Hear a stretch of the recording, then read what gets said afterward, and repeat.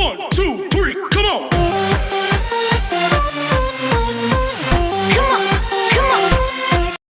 Hello student, स्वागत है आपका यूट्यूब के इस चैनल में जिसका नाम है संजय सर क्लास। और मैं आप लोगों के लिए लेके आया हूं प्रकाशिकी का एक नया वीडियो। पिछले वीडियो में हम लोगों ने दर्पण सूत्र के बारे में पढ़ा था और प्रकाश का परावर्तन वहीं पर पूरा होता है। आज हमें पढ़ना है प्रकाश का अपवर्तन। अपवर्तन क्या है इसको समझना बहुत ही आसान है। हम मान लेते हैं एक कोई दो माध्यम है, एक है माध्यम 1 और दूसरा है माध्यम 2 और इन दोनों माध्यमों को ये कोई पृथककारी पृष्ठ है, ये पृथककारी पृष्ठ है जो इन दोनों माध्यमों को क्या करता है, पृथक करता है, इन दोनों माध्यमों को अलग अलग करता है। ये क्या है स्टूडेंट? ये है पृथककारी पृष्ठ। अब कोई प्रकाश किरण पहले माध्यम में क्या होता है, आपतित होता है। मान लेते हैं ये कोई प्रकाश किरण है जो इस पर क्या हो रहा है, आपतित हो रहा है। ये क्या हो जाएगा, आपतन बिंदु। ये कौन सी किरण है स्टूडेंट? ये है कोई आपतित किरण। क्या बोलेंगे इसको? आपतित किरण। और ये जो है ये क्या कहलाएगा, इसका आपतन बिंदु।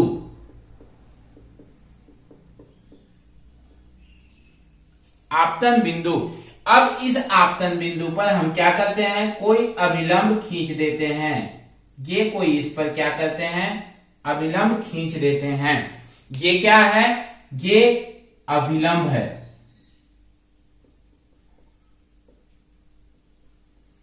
ये क्या कर रहा है, एक माध्यम से दूसरे माध्यम में प्रवेश कर रहा है। और जब भी कोई प्रकाश किरण एक माध्यम से दूसरे माध्यम में प्रवेश करता है तो उसका वेग क्या होता है, बदल जाता है। उसका वेग क्या होता है स्टूडेंट, बदल जाता है। हमने पहले के वीडियो में पढ़ा है कि प्रकाश का वेग माध्यम पर निर्भर करता है। तो जब कोई प्रकाश किरण एक माध्यम से दूसरे माध्यम में प्रवेश करता है तो उसका वेग क्या होता है, परिवर्तित होता है। और जब उसका वेग परिवर्तित होता है तो वो अपने मार्ग से क्या होता है, विचलित हो जाता है। और ये क्या कहलाता है, विचलित होना, विचलन कहलाता है। और इस पूरे घटना को हम क्या कहते हैं, प्रकाश का अपवर्तन। फिर से एक बार रिपीट कर रहा हूं। जब कोई प्रकाश किरण एक माध्यम से दूसरे माध्यम में प्रवेश करती है तो उसका वेग क्या होता है, बदल जाता है। जब उसका वेग बदलता है तो वह अपने मार्ग से क्या होती है, विचलित हो जाती है, अपने मार्ग को बदल लेती है। जब वो अपने मार्ग से भटकती है या अपने मार्ग से विचलित होती है तो वो दो तरीकों से होती है। यदि इसके मार्ग को हम डिस्टर्ब न करें तो ये क्या होगी, ऐसे आगे निकल जाएगी, सीधे मार्ग में ऐसे आगे निकल जाएगी। लेकिन यदि इसके मार्ग को हम लोगों ने क्या किया, डिस्टर्ब किया। कैसे डिस्टर्ब किया, एक माध्यम से दूसरे माध्यम में ले जा रहे हैं। अगर माध्यम को नहीं बदलते, माध्यम को डिस्टर्ब नहीं करते तो वो इस पथ का क्या करता, अनुसरण करते हुए सीधा जाता। लेकिन हम लोगों ने क्या किया, डिस्टर्ब कर दिया। हमने उसे दूसरे माध्यम में प्रवेश करा दिया। अब दूसरे माध्यम में प्रवेश कराएंगे तो दो कंडीशन हो सकते हैं। एक कंडीशन तो ये कि ये अभिलंब की ओर झुक जाए। पहला कंडीशन ये होगा कि ये जो आपतित किरण है जो दूसरे माध्यम में प्रवेश कर रही है, माध्यम में प्रवेश करने के बाद ये क्या होगा, अभिलंब की ओर झुकेगा। या तो दूसरा कंडीशन क्या होगा, यह अपने मार्ग से विचलित होकर अभिलंब से दूर हटेगा। पहला कंडीशन ये होगा कि वह अपने मार्ग से विचलित होकर क्या होगा, अभिलंब की ओर झुकेगा। और दूसरा कंडीशन होगा, क्या होगा, वो अभिलंब से दूर हटेगा। यदि अभिलंब की ओर झुकता है तो ये कैसे अनुसरण करेगा, ऐसे अनुसरण करके अपवर्तित हो जाएगा। और जब वह मार्ग से दूर हटेगा तो वो क्या होगा, ऐसे होके अपवर्तित होगा। ये दो कंडीशन आएंगे। मतलब प्रकाश का अपवर्तन क्या है, जब कोई प्रकाश किरण एक माध्यम से दूसरे माध्यम में प्रवेश करती है तो उसका वेग बदल जाता है, और जब उसका वेग बदलता है तो वह अपने पथ से विचलित हो जाती है, और इस घटना को हम बोलते हैं क्या? प्रकाश का अपवर्तन। आया समझ में? क्या है प्रकाश का अपवर्तन? जब कोई प्रकाश अपवर्तन कहते हैं, ठीक है, क्या होता है? जब कोई प्रकाश किरण एक माध्यम से दूसरे माध्यम में आपतित होती है, तो जब माध्यम बदलता है तो उसका वेग भी क्या होता है? परिवर्तित हो जाता है, और जब उसका वेग परिवर्तित होता है तो इस कारण वह अपने वास्तविक मार्ग से क्या होती है? विचलित हो जाती है, और अपने वास्तविक मार्ग से विचलित होकर या तो वो अविलंब की ओर झुकती है या तो अविलंब से दूर हट जाती है, और दोनों ही कंडीशनों को हम बोलते हैं क्या? प्रकाश का अपवर्तन। और इस आपतित किरण और अविलंब के बीच के इस कोण को हम बोलते हैं क्या? कोण आई, और इसको बोलते हैं हम आपतन कोण। इसको हम बोलते हैं क्या? आपतन कोण। और दूसरा जो अपवर्तित किरण होती है, अपवर्तित किरण और इस अविलंब के बीच का ये कोण, इसको हम हटा देते हैं। इस कोण को कोण R बोलते हैं, और कोण R कहलाता है अपवर्तन कोण। यहां भी कोण I है, और ये इनके बीच से हट जाएगा, ये कोण कहलाता है कोण R, और कोण I होता है आपतन कोण, और कोण R होता है अपवर्तन कोण। आपतन कोण, आपतित किरण और अविलंब के बीच बनने वाला कोण आपतन कोण, और अपवर्तित किरण और अविलंब के बीच में बनने वाला कोण क्या हो जाएगा? अपवर्तन कोण। ठीक है, अब आते हैं हम प्रकाश के अपवर्तन के कुछ नियमों में। किसमें? प्रकाश के। जैसे हम लोगों ने पहले के वीडियो में पढ़ा है कि प्रकाश के परावर्तन के कुछ नियम होते हैं, वैसे ही प्रकाश के अपवर्तन के भी नियम होते हैं। ले लेते हैं हम लोग अपवर्तन के नियम।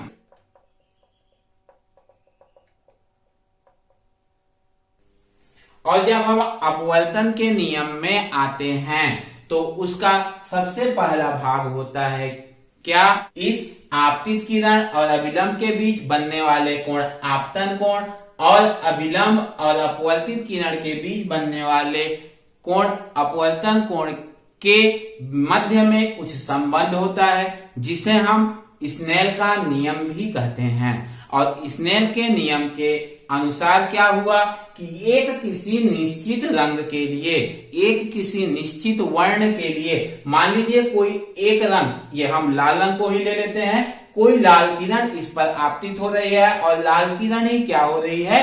अपवर्तित हो रही है। वर्ण क्या हो गया? एक निश्चित हो गया।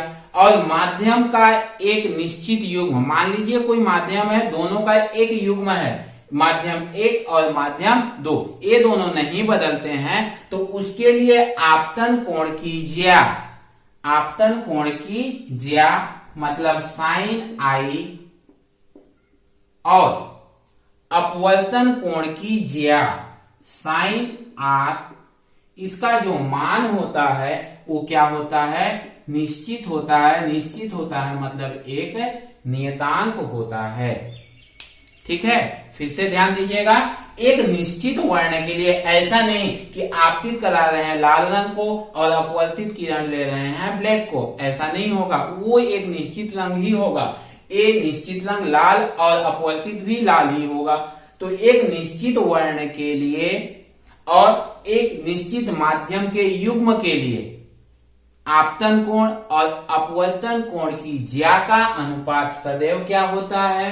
नियत होता है। मतलब ये कि यदि ये I है, ये R है, यदि I का मान 30 अंश है, 40 अंश है, 50 अंश है, और उसके लिए 30 अंश के लिए R का मान X है, 40 अंश के लिए R का मान Y है, 50 अंश के लिए R का मान Z है, तो इसके अनुसार क्या होगा? साइन 30 अंश बटे साइन X का मान निश्चित होगा, नियतांक होगा। साइन I मतलब साइन 40 और साइन Y इनका मान भी क्या होगा, नियतांक होगा। साइन 50 बटे साइन जेड का मान भी क्या होगा, नियतांक होगा। और ये सभी नियतांक क्या होंगे, एक फिक्स वैल्यू होंगे, अलग नहीं होंगे। यदि हम दूसरे रंग के लिए लेंगे तो ये बदलेगा, वो नियतांक का मान क्या होगा, बदलेगा। लेकिन जब एक कलर के लिए लेंगे तो उसका मान क्या होगा, नियतांक होगा। और इस नियतांक को बोलते हैं हम क्या, अपवर्तनांक। इस नियतांक को बोलते हैं हम अपवर्तनांक। और ये है अपवर्तन का पहला नियम, जिसे स्नेल का नियम भी कहते हैं।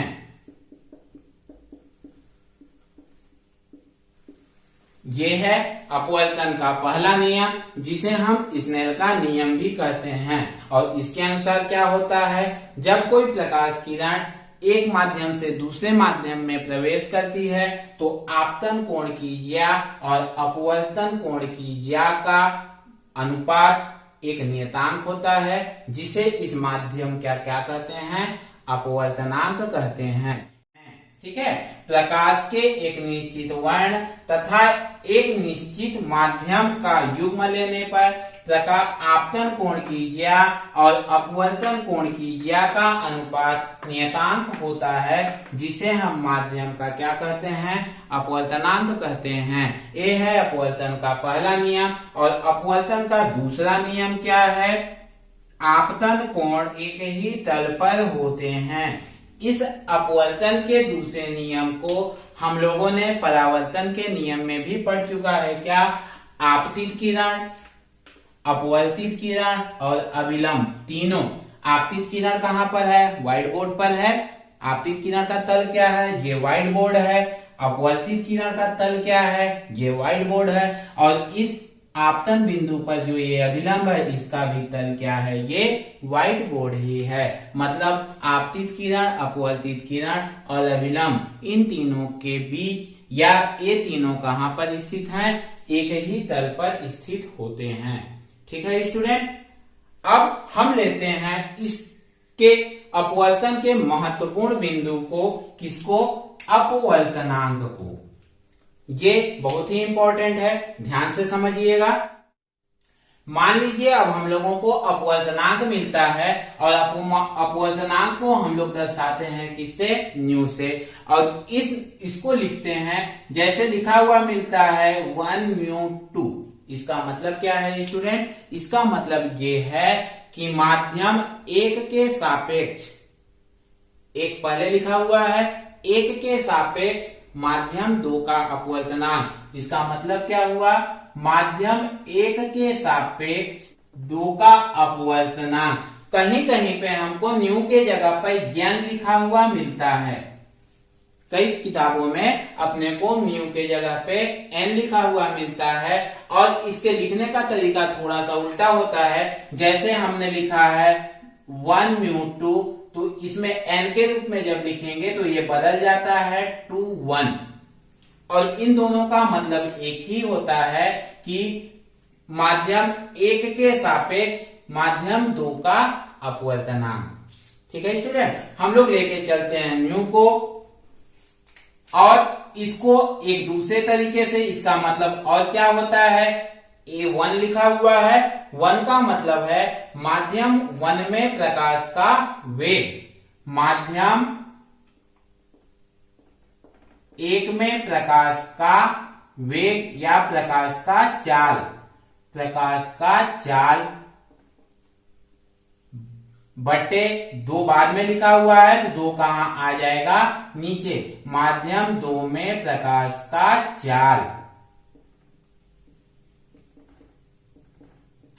कैसे लिखा जा रहा है, इस ट्रिक को समझिएगा। हाँ, पहले 1 लिखा हुआ है तो 1 कहां आएगा, ऊपर आएगा। 2 लिखा हुआ है, बाद में 2 कहां जाएगा, नीचे जाएगा।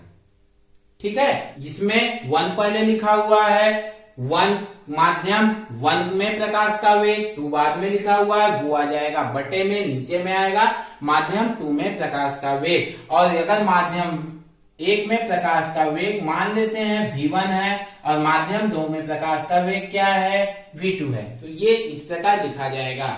अगर ये दूसरा होता ऐसे लिखा जाए तो क्या होगा, 2 1 लिखा जाए तो इसका मतलब क्या हुआ, पहले 2 है तो 2 के सापेक्ष पहले का अपवर्तनांक, या ऐसे लिखा होगा तो कैसे लिखाएगा, 2 1 इक्वल टू माध्यम 2 पहले है तो 2 कहां आएगा, ऊपर आएगा, माध्यम 2 में प्रकाश का वेग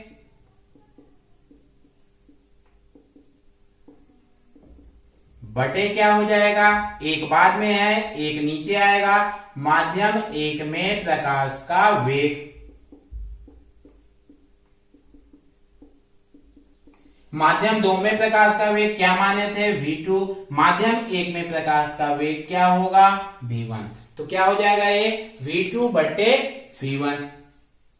ठीक है स्टूडेंट, आ रहा है समझ में।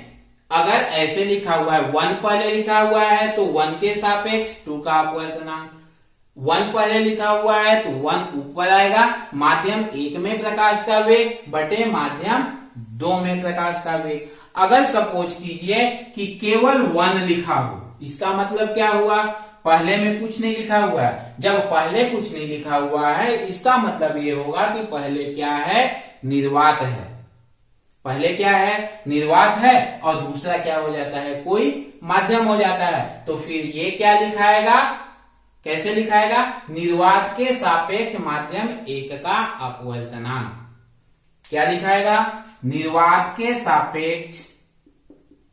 ठीक है, प्रकाश के चाल के रूप में लिखेंगे तो कैसे लिखेंगे, निर्वात में प्रकाश का वेग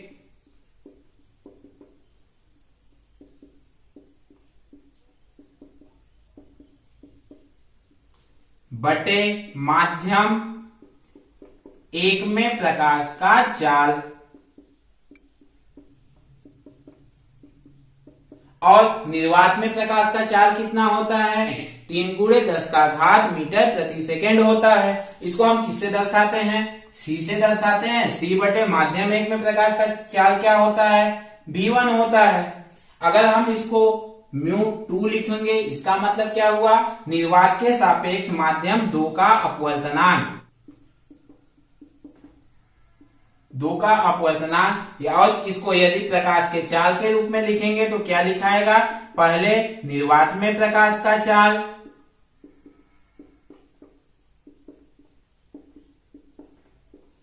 बटे माध्यम 2 में प्रकाश का चाल।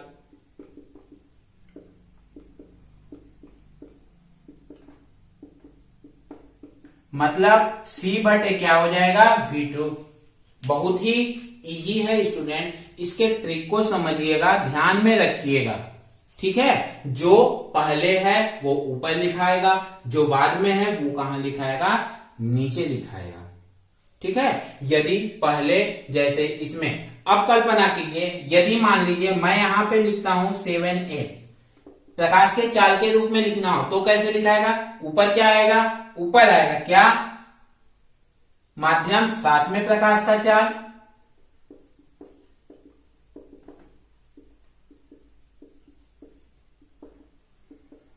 और नीचे क्या आएगा, माध्यम 8 में प्रकाश का चाल।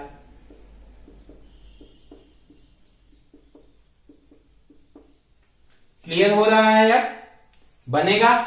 ठीक है, अब देखते हैं आगे, इसको नाम दे देते हैं हम समीकरण नंबर 1, इसको समीकरण नंबर 2, इसको समीकरण नंबर 3, और इसको दे देते हैं समीकरण नंबर 4, और देखते हैं अब आगे क्या होता है। अब हमने समीकरण 3 में क्या देखा है, निर्वात में प्रकाश की चाल या निर्वात के सापेक्ष माध्यम 1 का अपवर्तनांक। जब निर्वात के सापेक्ष किसी माध्यम का अपवर्तनांक निकालते हैं हम उसको बोलते हैं क्या, निरपेक्ष अपवर्तनांक।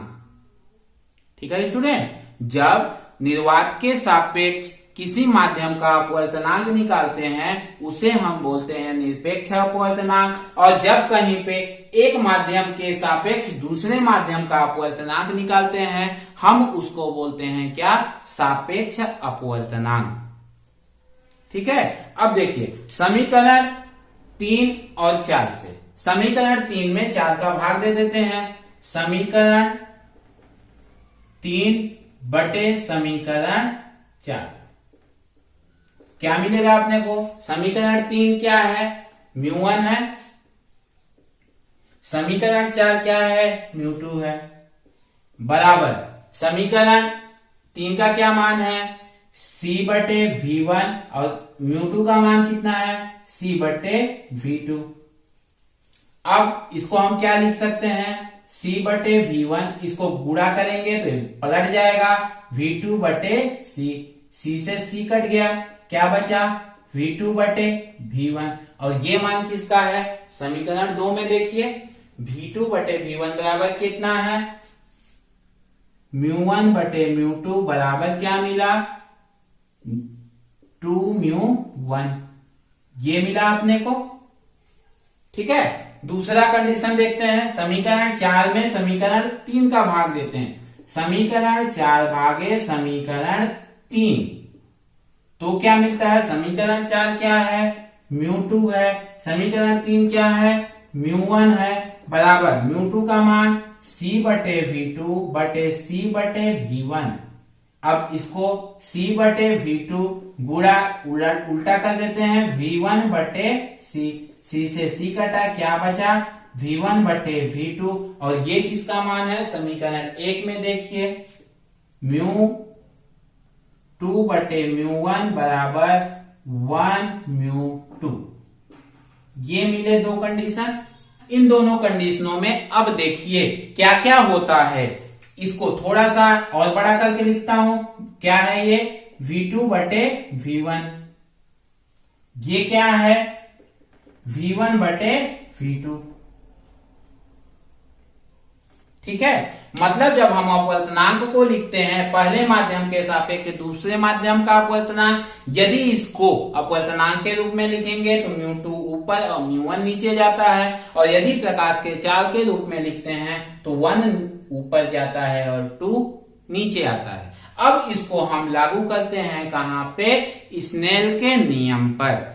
इन दोनों स्थितियों को हम कहां लागू करते हैं? स्नेल के नियम पर। कैसे लागू करते हैं? थोड़ा सा यहाँ पे देखिए, यदि इसका मान μ1 का मान बढ़ता है, यदि μ1 का मान क्या हो रहा है? बढ़ रहा है, तो यहाँ पे v1 का मान क्या होगा? कम होगा। μ1 का मान बढ़ रहा है तो v1 का मान क्या होगा? कम होगा। और यदि μ का मान कम हो रहा है तो v का मान क्या होगा? बढ़ेगा। c तो नियतांक है, c का मान फिक्स है, उसका मान कम या ज्यादा तो होगा नहीं अभी। ठीक है, अभी हम किसको देख रहे हैं? माध्यम में प्रकाश के वेग को। यदि माध्यम का अपवर्तनांक बढ़ता है मतलब क्या हुआ? उसका वेग कम होगा। यदि माध्यम का अपवर्तनांक कम होता है मतलब क्या हुआ? उसका वेग क्या होगा? अधिक होगा। माध्यम का अपवर्तनांक जब अधिक होता है, माध्यम का अपवर्तनांक जब अधिक होता है, वेग कम होता है, अर्थात वो माध्यम क्या हो गया? सघन माध्यम हो गया। यदि माध्यम का अपवर्तनांक कम होता है अर्थात माध्यम में वेग क्या होता है? बढ़ता है, वो माध्यम क्या हो जाएगा? क्या होगा? वो माध्यम विरल माध्यम होगा। सघन माध्यम और विरल माध्यम। अब हमको मिला क्या? सघन माध्यम और विरल माध्यम। डियर स्टूडेंट, इसको ऐसे भी समझ लीजिएगा कि सपोज हम कहीं रास्ते में सफर कर रहे हैं, यदि ट्रैफिक ज्यादा बढ़ा हुआ है, ट्रैफिक है, तो हम उसमें से गाड़ी जब पार करते हैं तो हमारा गाड़ी क्या होता है? स्लो होता है। वहां पे ट्रैफिक ज्यादा है मतलब क्या है? वो सघन है। ठीक है, और यदि ट्रैफिक कम है तो हमारा वेग क्या होगा? क्या होगा? अधिक होगा, मतलब वहां पे वो क्या है? ट्रैफिक विरल है। उसी प्रकार माध्यम का अपवर्तनांक यदि अधिक है तो वेग क्या होगा? कम होगा। वेग कम हुआ मतलब क्या हुआ? सघन माध्यम हुआ। यदि माध्यम का अपवर्तनांक कम है मतलब उस समय वेग क्या है? ज्यादा है, और वेग ज्यादा है मतलब क्या हुआ? वहां पर माध्यम विरल हो गया। ठीक है, इसको हम चित्र पर अब लागू करते हैं। देखते हैं कि चित्र में क्या होता है। जब हम स्नेल का नियम लिखते हैं, साइन आई बटे साइन आर बराबर म्यू। अब 1 और 2 को कैसे लिखें, इस बात पे बच्चे हमेशा थोड़े कंफ्यूज रखते हैं। ध्यान दीजिएगा स्टूडेंट, क्या होता है, पहले हम लिखते हैं उसको जहां से प्रकाश आपतित होती है। प्रकाश किस माध्यम में आपतित हो रही है, माध्यम 1 से आपतित हो रही है, कहां पे, माध्यम 2 में। तो मतलब यहाँ क्या आएगा, माध्यम 1 1 म्यू 2। ठीक है स्टूडेंट, और इसमें क्या आएगा, साइन, इसमें भी आएगा साइन आई बटे साइन आर बराबर म्यू 1 2। यहाँ भी क्या हो रहा है, प्रकाश एक माध्यम से दूसरे माध्यम में आ रहा है। एक इस माध्यम का अपवर्तनांक म्यू 1 और इस माध्यम का अपवर्तनांक म्यू 2। इस माध्यम का अपवर्तनांक म्यू 1 और इस माध्यम का अपवर्तनांक क्या हो गया, म्यू 2 हो गया। अब यहाँ पे म्यू 1 2 का मान क्या है, म्यू 1 2 का मान है mu 2 by mu 1। Mu 2 by क्या है, म्यू 1। और अभी हमने देखा जब म्यू का मान अधिक होता है मतलब वो क्या होगा, सघन माध्यम होगा। म्यू का मान यदि कम होगा वो क्या होगा, विरल माध्यम होगा। यदि पहले कंडीशन को हम अलग करें और इसमें हम देखें कि mu 1 is greater than mu 2, mu 1 is greater than क्या है, म्यू 2, मतलब म्यू 1 का मान अधिक है और म्यू 2 का मान कम है। म्यू 1 का मान क्या है, अधिक है, इसका मान अधिक है। और जब इसका मान अधिक होगा तो ये नीचे है और इससे तुलना करेंगे तो इसका मान क्या होगा, अधिक होगा। अधिक होगा मतलब आर का मान क्या होगा, अधिक होगा। किसकी अपेक्षा अधिक होगा, आई की अपेक्षा क्या होगा, अधिक होगा। आई की अपेक्षा एक कोण आई है तो इसकी अपेक्षा ये क्या होगा, अधिक होगा। अधिक होगा मतलब ये क्या होगा, इससे दूर हटेगा, एक कोण बना क्या, आर। आर का मान भी यहाँ पे क्या हो रहा है, आई के मान से क्या हो रहा है, अधिक हो रहा है। मतलब क्या हुआ कि जब कोई प्रकाश किरण सघन माध्यम से विरल माध्यम में प्रवेश करती है, म्यू का मान अधिक है मतलब सघन है, म्यू 2 का मान कम है मतलब ये विरल है। सघन से विरल में प्रवेश करती है तो अपवर्तित किरण क्या होता है, अभिलंब से दूर हटता है। दूसरे कंडीशन में देखते हैं कितना मान है इसका, म्यू 2 बाई म्यू 1। यदि mu 1 is less than mu 2, mu 1 का मान अब क्या हो रहा है, कम हो रहा है। कम हो रहा है मतलब क्या है, वो विरल माध्यम में है। म्यू 1 का मान कम हो रहा है, म्यू 1 का है नीचे है, नीचे है और नीचे क्या है, आर है। म्यू 1 का मान कम होगा मतलब आर का मान क्या होगा, कम होगा। कम होगा, ये आई है, इससे कम होगा मतलब ये क्या होगा, इधर झुकेगा। इधर झुकेगा मतलब एक क्या हो गया, आर। आर का मान क्या हो रहा है, आई से कम हो रहा है। आर का मान आई से क्या हो रहा है, कम हो रहा है। मतलब जब कोई प्रकाश किरण विरल माध्यम से सघन माध्यम में प्रवेश करती है तो वो अभिलंब की ओर झुक जाती है।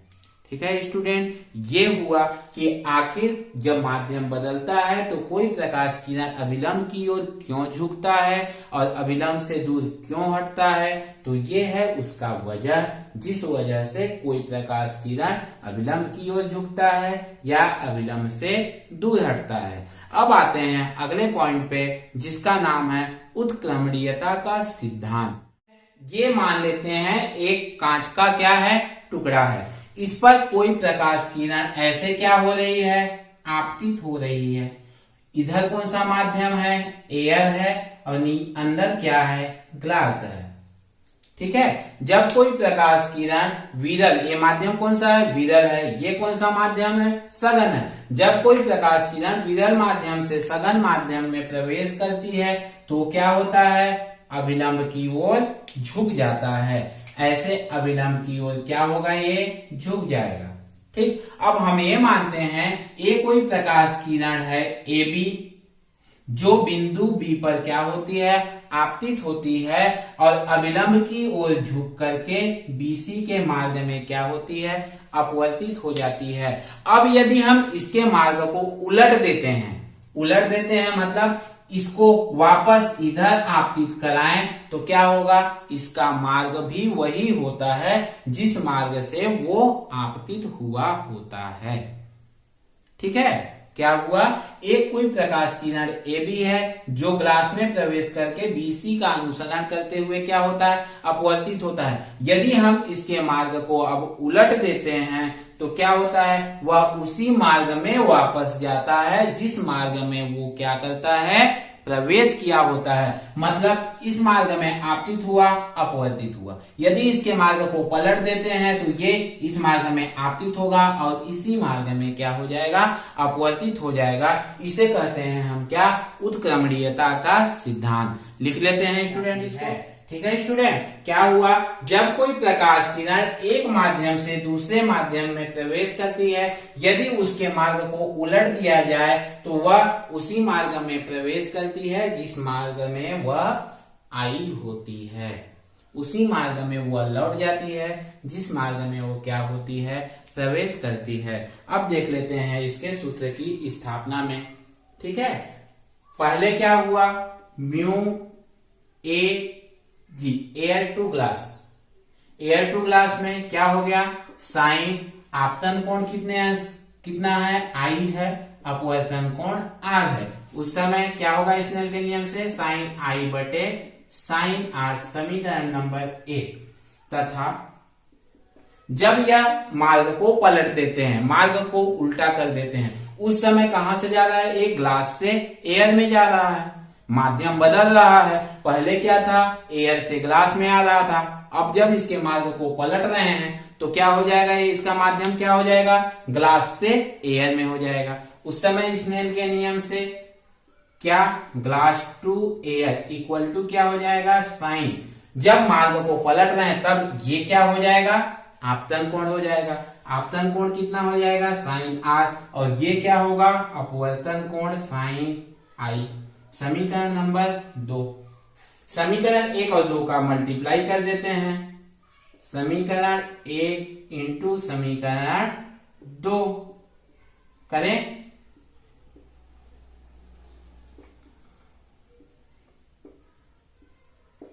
इक्वल टू साइन आई बटे sine R into sine R बटे साइन आई।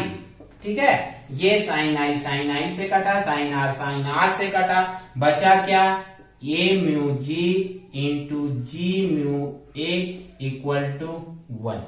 इसका इधर तिर्यक गुणा कर देते हैं तो a mu g equal to क्या बचा, 1 बाई जी म्यू ए। ये है उत्क्रमणीयता का सिद्धांत।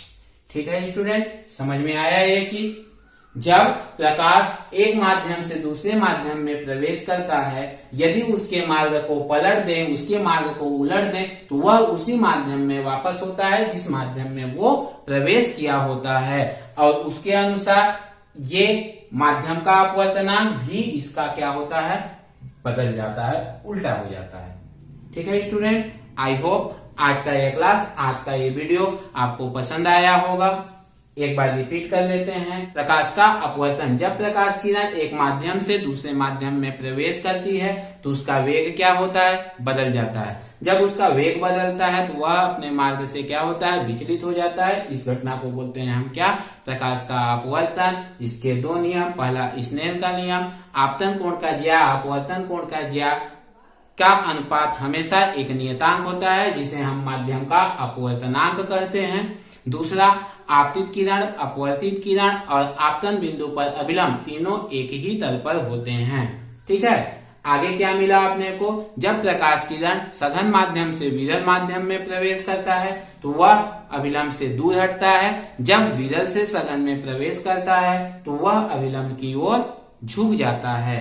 अपवर्तनांक में निरपेक्ष अपवर्तनांक और सापेक्ष अपवर्तनांक, जब निर्वात के सापेक्ष किसी माध्यम का अपवर्तनांक लेते हैं तो वह निरपेक्ष अपवर्तनांक कहलाता है, और जब किसी एक माध्यम के सापेक्ष दूसरे माध्यम का अपवर्तनांक लेते हैं वो कहलाता है सापेक्ष अपवर्तनांक। इसके बाद उत्क्रमणीयता का सिद्धांत, जिसमें यदि कोई प्रकाश किरण एक माध्यम से दूसरे माध्यम में प्रवेश कर रही है, यदि उसके मार्ग को उलट दिया जाए तो उसी मार्ग में वापस होती है जिस मार्ग में वह प्रवेश की हुई होती है। ठीक है स्टूडेंट, अगर आपको आज का वीडियो पसंद आया तो प्लीज लाइक कीजिए, सब्सक्राइब कीजिए और अपने दोस्तों में शेयर कीजिए।